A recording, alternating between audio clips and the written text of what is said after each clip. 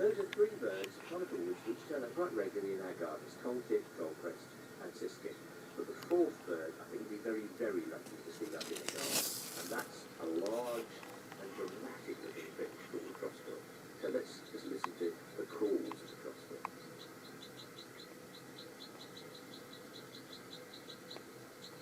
Chuck, chuck, chuck quality to that, isn't it? It's not a very distinctive sound, but you're not going to get a sound like that in anything, unless you're listening to crossbirds. I think it's got quite a metallic quality to it. You say chuck, chuck, I say jip, jip, jip, but very, very hard. How birds say pee, I don't know.